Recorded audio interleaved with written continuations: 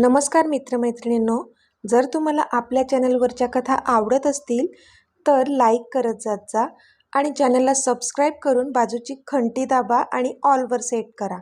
म्हणजे जेव्हा जेव्हा मी नवीन व्हिडिओ किंवा कोणतीही नवीन पोस्ट अपलोड करेन तेव्हा ती सगळ्यात आधी तुमच्यापर्यंत पोहोचेल. धन्यवाद. तर वळूया आपल्या कथेच्या पुढच्या भागाकडे. पण त्याला जेवायची तर अजिबातच इच्छा नव्हती, कारण आज ज्या प्रकारे तो आरुशी बोलला होता त्याला खूपच गिल्ट आलेलं त्या गोष्टीचं.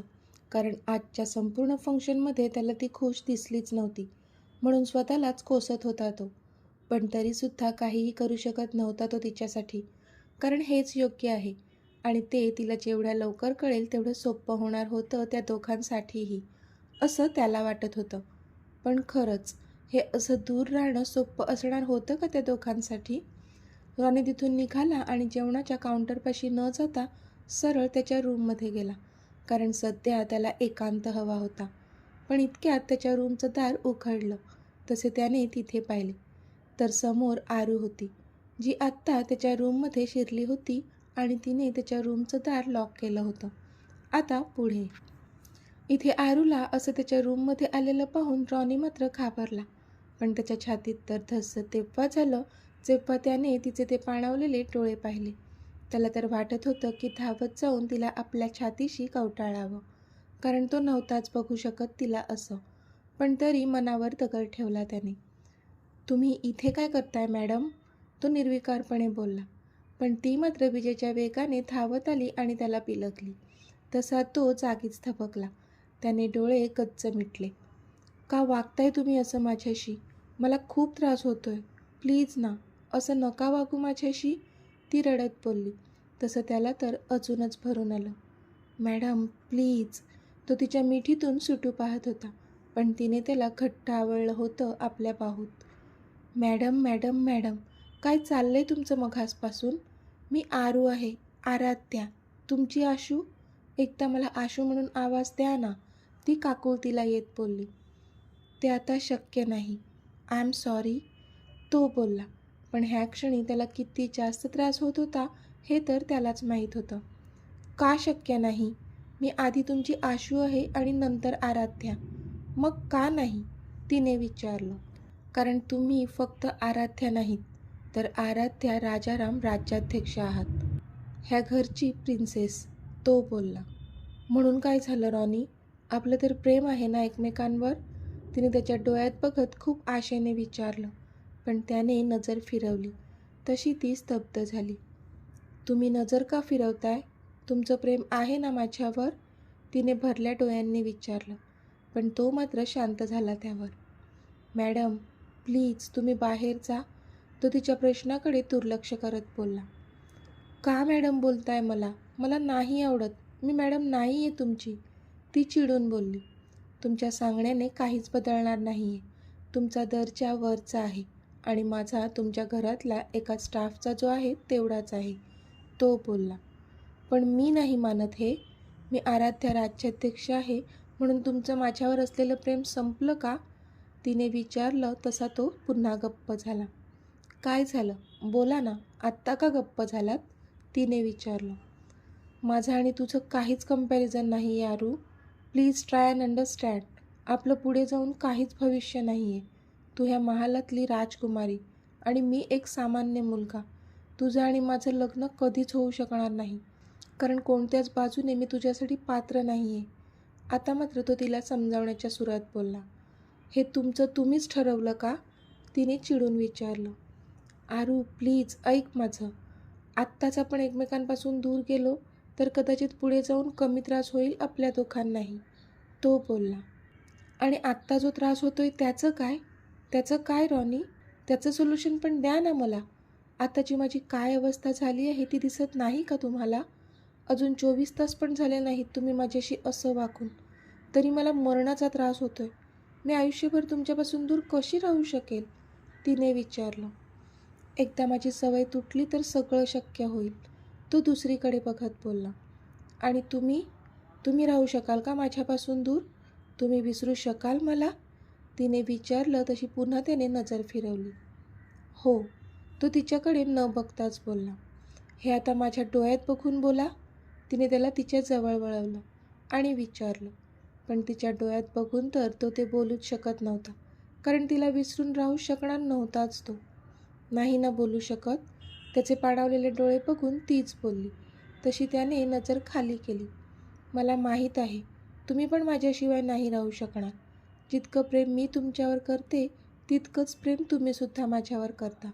ती त्याच्याकडे बघून बोलली आणि तिने त्याचा चेहरा एका हाताने वर उचलला. रॉनी, जेव्हा माझी स्वतःची ओळख मलाच माहीत नव्हती तेव्हापासून तुम्ही माझी साथ दिली आहे. तुम्हाला तर माझा पास्ट पण माहीत नव्हता. माझा पास्ट काहीही असला तरीसुद्धा तुम्ही माझी साथ सोडणार नाही असं म्हणाले होतात ना तुम्ही. मग आत्ता मी आराध्या राज्याध्यक्ष आहे म्हणून तुमची साथ कशी सोडू शकते रॉनी? प्रेम केलं आहे मी तुमच्यावर, खूप जास्त. मी नाही राहू शकत तुमच्याशिवाय. मी ब्रोला समजावेन ना. मी ब्रोला आणि मॉम डॅडना आपल्या नात्यासाठी रेडी करेल.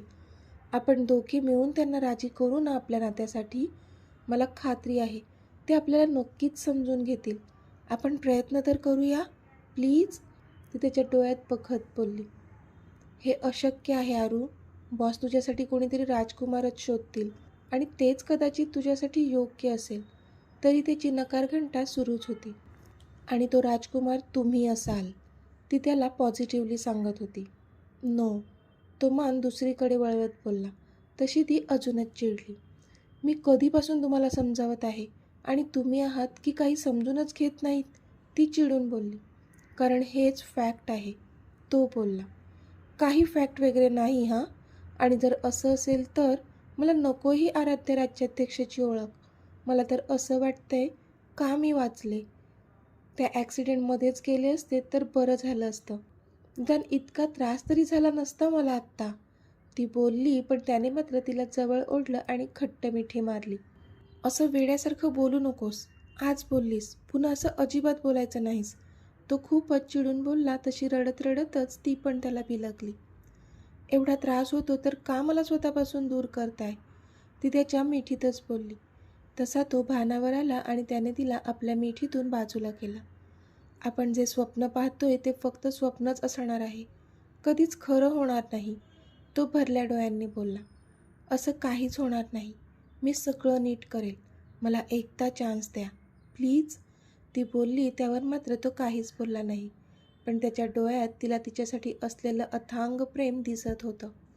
तिने त्याचा हात हातात घेतला आणि तिच्या उघड्या कमरेवर ठेवला. तसा तो स्तब्ध झाला. मग तिने स्वतःचा हात त्याच्या कमरेत घालून त्याला अजून जवळ ओढलं. तसा तो एकटक तिच्याकडे पाहू लागला. पण पुढे होऊन तिने त्याच्या डोळ्यातून खाली गालावर ओघळणारे अश्रू आपल्या ओठांनी टिपले. तसे त्याने डोळे मिटले. तिने त्याचा जो हात आता तिच्या कमरेवर होता तो थोडा दाबला. तसा त्याने एक आवंढा गिळला. Ronnie, I want to live this special moments only with you for ever and ever, ती बोलली आणि हळूहळू त्याच्या अजून जवळ जात तिने त्याचा खालचा ओठ स्वतःच्या ओठांमध्ये बंदिस्त केला. तशी एक थंडगार लाट त्याच्या शरीरातून वाहून गेली. तिचे हात त्याच्या मानेत घालून ती हळूवारपणे त्याच्या ओठांना पीत होती. पण तो मात्र शांतच होता. अजिबात प्रतिसाद देत नव्हता तिला. पण ती थांबली नाहीच. तिचं प्रेम होतं त्याच्यावर, जे ती आत्ता ह्या किसद्वारे एक्सप्रेस करत होती. शेवटी मग तो पण हरला तिच्या हट्टासमोर आणि तिला अजून जवळ ओढून प्रतिसाद देऊ लागला. तिच्या कमरेवर असणारा त्याचा हात आता वर तिच्या पाठीवर फिरू लागला आणि अगदी उत्कटपणे तो तिला किस करू लागला. दोघेही अगदी बेभान होऊन एकमेकांमध्ये गुंग झाले होते. बराच वेळ त्यांचा तो किस सुरूच होता. दोघेही माघार घ्यायला तयार नव्हते. बऱ्याच वेळांनी दोघांनीही एकमेकांना सोडले. I love you so much Ronnie, ती त्याच्या डोळ्यात बघून बोलली. आय लव्ह यू टू आरू, तो पण बोलला आणि त्याने तिच्या कपाळावर ओठ टेकवले. आत्ता कुठे मॅडमच्या चेहऱ्यावर स्माईल आली आणि ती पुन्हा त्याला बिलगली. त्याने पण तिला जवळ घेतले आणि तिच्या डोक्यावरून हात फिरवू लागला. तो स्वतःचं तिच्यावर असणारं प्रेम लपवू शकला नव्हता. तो ह्या क्षणी तिच्यापासून दूरसुद्धा जाऊ शकत नव्हता. प्रयत्न करत होता पण सपशेल हरला होता तिच्या हट्टापुढे. स्वतःच्या मिठीत तिला प्रेमाने कुरवाळत होता तो आत्ता. पण डोक्यात मात्र अगणित प्रश्न अजूनही धुमाकूळ घालत होते. कारण त्यांचं भविष्य काय असणार आहे नव्हतं माहीत त्याला. इथे टेबलवर फुलांची छान रांगोळी काढली होती आणि 2 जेवणाची ताटं सजवली होती. समोरच्या खुर्चीवर जानू आणि अमित दोघे बसले होते. चला आता उखाणा घ्या, मधू बोलली.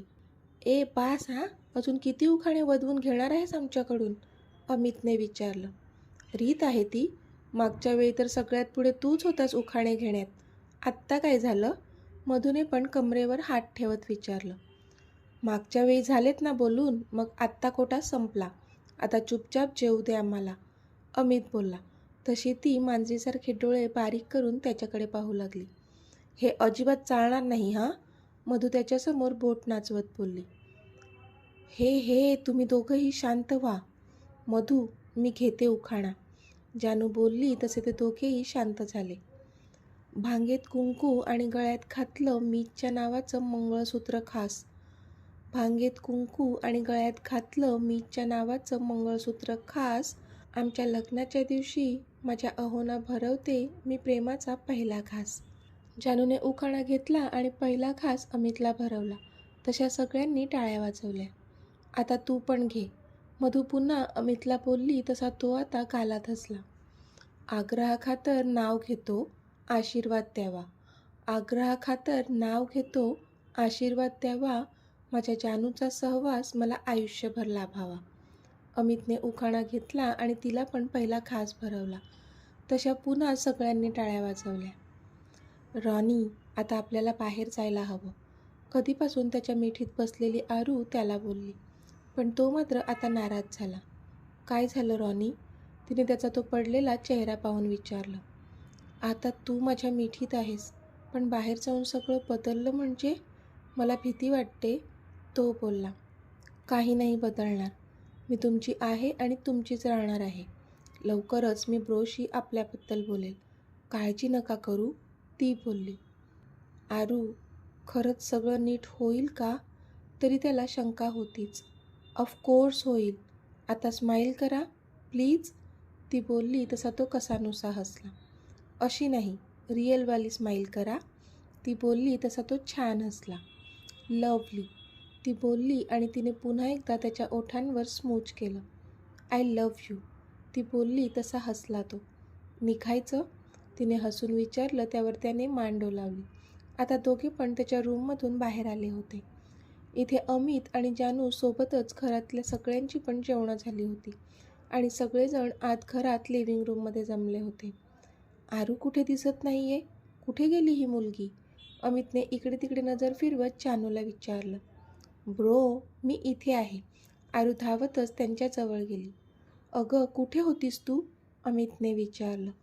खूप महत्त्वाचं काम होतं, ते पूर्ण करायला गेले होते, आरू एकदा रॉनीवर नजर टाकून हसून बोलली. पण रॉनीने मात्र लगेच चेहरा दुसरीकडे वळवला. महत्त्वाचं काम? कोणतं? अमितने विचारलं. होतं एक महत्त्वाचं काम, खूप महत्त्वाचं. झालं आहे आता ते, आणि मी सांगेल तुला नंतर. सध्या तुम्ही तुमचं लग्न एन्जॉय करा, ओके? ती त्या दोघांच्या गळ्यात हात टाकत खुश होऊन बोलली. तसे ते दोघे पण हसले आणि इथे आरूला खुश बघून रॉनीच्या चेहऱ्यावर सुद्धा एक हलकं हसू होतं, समाधानाचं. आता अंगठी शोधण्याची रीत पार पाडायची होती.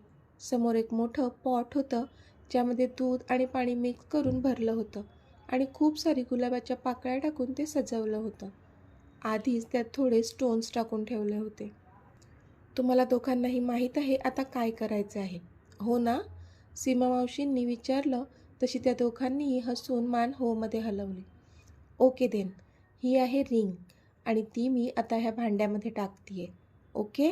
3 वेळा हा राऊंड होईल, जो जास्त वेळा रिंग बाहेर काढेल तो विनर, ओके? मधू ती रिंग दाखवत बोलली आणि तिने ती रिंग त्या पॉटमध्ये टाकून स्वतःच्या हाताने इकडे तिकडे फिरवली. जानू आणि अमित दोघांनीही एकमेकांकडे हसून पाहिलं आणि आपला एक एक हात त्या गुलाबाच्या पाण्यात घालून ते अंगठी शोधू लागले. अमित फक्त त्या पाण्यात हात घालून होता आणि जानू ती अंगठी शोधत होती आणि 3ही वेळा ती रिंग जानूनेच शोधली, कारण अमित तर काही एफर्ट्स घेतच नव्हता. जेव्हा शेवटचा राऊंड झाला तेव्हा तिने डोळे बारीक करून त्याच्याकडे पाहिलं, कारण तिला कळलं होतं की त्याचं इंटेन्शन तिला जिंकवण्याचंच होतं. हे तर आपली विनर आहे जानू, मधू खूप खुश होत बोलली तशा सगळ्यांनी टाळ्या वाजवल्या. अमित, आता जानूचंच राज्य चालणार आहे हो तुमच्यावर आणि तुमच्या घरावर, मधू ठसक्यात बोलली. पण हे ऐकून अमित मात्र गालात हसला. आवडेल मला, ती तर आधीपासूनच माझ्या हृदयावर राज्य करते, तो जानूकडे पाहत बोलला. तशी जानूने हसून मान खाली घातली. चला, आता राज्याध्यक्षांची महत्त्वाची रीत झाली की सगळे झोपायला मोकळे, रीमा बोलल्या. तसं अमितने जानूकडे पाहिलं, कारण त्याला माहीत होतं की आत्ता कोणती रीत होणार आहे. पण इथे जानूला मात्र आता खूप लाज दाटून आली, कारण एरवी ठीक होतं, पण आत्ता तर घरातले सगळेच जण होते आणि त्यात भरीसभर जिनू आणि मीतासुद्धा तिथेच होते आणि त्यांच्यासमोरच ती रीत होणार होती, म्हणून तिला खूप ऑकवर्ड वाटू लागलं होतं. आधी अमितने सगळं सांभाळून घेतलं होतं, पण आता तो नक्कीच आगाऊपणा करेल माहीत होतं तिला, म्हणून खूप डिस्टर्ब झाली होती ती. जानू, अमित, तुम्ही इथे बसा, रीमांनी त्यांना एका सोफ्यावर बसायला सांगितलं. तसे ते दोघे त्या सोफ्यावर बसले. जानू, हा घे पेढा, तुला माहीत आहे ना आता काय करायचंय, सीमा मावशींनी हसून विचारलं. तशी जानूने होमध्ये मान हलवली, पण आतून मात्र ती खूप डिस्टर्ब झाली होती, कारण घरातले सगळेच जण त्यांच्या आजूबाजूने घोळका घालून उभे होते आणि त्यात मीता आणि जिनू त्यांच्या जवळच उभे होते. जानूने त्या पेढ्याचे 2 तुकडे केले, मग पुन्हा त्या अर्ध्या पेढ्याचे पण 2 तुकडे केले आणि पेढ्याचा तो पाव तुकडा स्वतःच्या तोंडात अलगद पकडला. Amit, go ahead, all the best, Arnav मिश्किलपणे बोलला. तसा अमित गालात हसला आणि हळूहळू तिच्या दिशेने झुकू लागला. पण तिने मात्र आता घाबरून डोळे बंद केले. त्याचे श्वास आता तिला तिच्या तोंडावर जाणवू लागले. तसतशी तिच्या हृदयाची धडधड अजूनच वाढली. इथे आशू आणि मधू दोघींनीही हसून जिनू आणि मीताच्या डोळ्यांवर हात ठेवला, पण अमितने मात्र अलगद तिच्या तोंडातून तो पेढा त्याच्या तोंडात घेतला आणि ह्यात तिच्या ओठांना कमीत कमी स्पर्श होईल हे बघितलं. तसा तर तिच्या ओठात ओठ मिसळण्याचा त्याला पूर्ण अधिकार होता आणि ही रीत पण तर त्यासाठीच होती. पण आत्ता ह्या क्षणी ती किती ऑकवर्ड फील करत आहे हे तो तिच्या चेहऱ्याकडे बघूनच सांगू शकत होता आणि तिचा कम्फर्ट सगळ्यात जास्त महत्त्वाचा होता त्याच्यासाठी. सगळ्यांनी टाळ्या वाजवल्या. तसे जानूने डोळे उघडले आणि समोर पाहिलं तर अमित तो पेढ्याचा पाव तुकडा तोंडात घेऊन होता. त्याने तिला पाहून डोळा मारला. ती तर त्याच्याकडे पाहतच राहिली. तिला वाटलं होतं की तो आगाऊपणा करून तिला किस करेल, पण नाही, आत्ता पण तिच्या भावना कळल्या होत्या त्याला. मग मात्र ती गालातल्या गालात हसली त्याला पाहून. अमित, त्यातला अर्धा पेढा जानूला भरव आणि अर्धा तू खा, रीमा बोलल्या. तसा अमितने त्या पावतुकड्याचे अजून 2 भाग केले आणि एक जानूला भरवला आणि एक स्वतः खाल्ला. आता रात्रीचे 11 वाजले होते. सगळेच जण थकले होते, त्यामुळे सगळेजण झोपायला आत जाऊ लागले. अमित, तू पण तुझ्या रूममध्ये झोपायला जा, रीमा बोलल्या. मी एकटाच आणि जानू, अमितने विचारलं. तसे मात्र सगळेजण जोरजोराने हसू लागले आणि इथे जानूला मात्र कुठे पळून जाऊ की काय असं झालं, इतकी लाजली ती.